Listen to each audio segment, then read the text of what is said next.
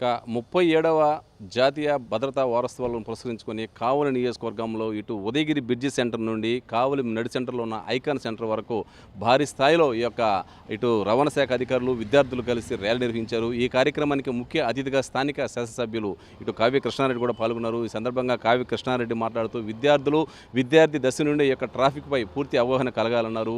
ఎలా seat belt ధరించాలి, అదేవిధంగా హెల్మెట్ యొక్క గొప్పతనం ఏమిటి, అదేవిధంగా ఎంత స్పీడ్లో వెళ్ళాలి, అదేవిధంగా రాంగ్ రూట్ గురించి వీటన్నిటి గురించి విద్యార్థులకు క్షుణ్ణంగా వివరించారు. విద్యార్థులందరూ కూడా ఇప్పటి నుంచే ఈ ట్రాఫిక్పై పూర్తి అవగాహన కలిగి ఉండాలని చెప్పి విద్యార్థులందరికీ ఇటు కావ్య కృష్ణారెడ్డి క్షుణ్ణంగా వివరించారు. కావ్య కృష్ణారెడ్డి ఎమ్మెల్యే, క్యాజువల్గా కూడా ఆయన ఉపాధ్యాయుడు కాబట్టి ఈ విషయంలో కూడా విద్యార్థులకు సరైన రీతిలో చెప్పారని చెప్పుకోవచ్చు. విద్యార్థులకు స్వాగతాన్ని తెలియజేస్తూ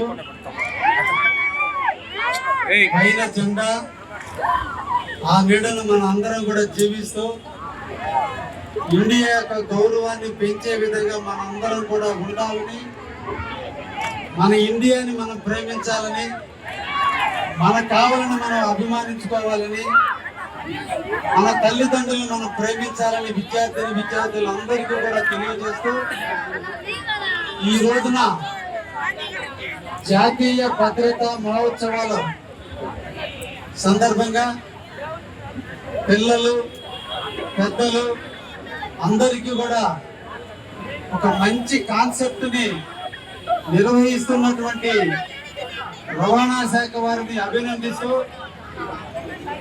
మీరు ఇప్పుడే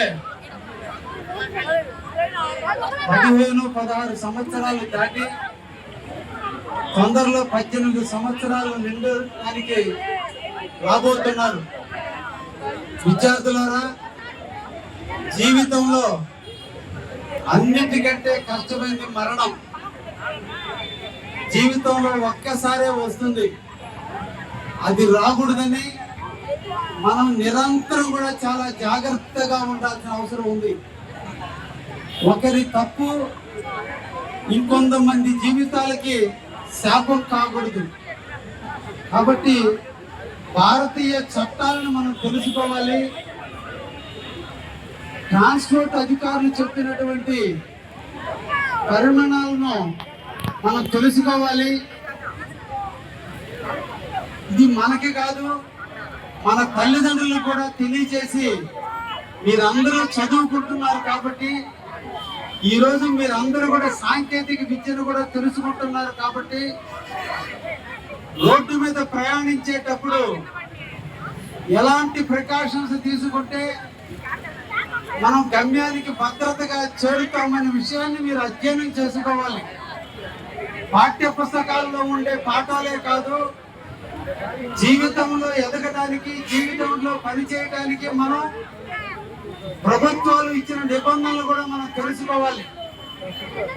మీరు తొందరలోనే 18 సంవత్సరాలు అడుగు పెడుతున్నారు అంటే మీరు అన్ని రకాల పని చేయడానికి అర్హత వచ్చినట్టు.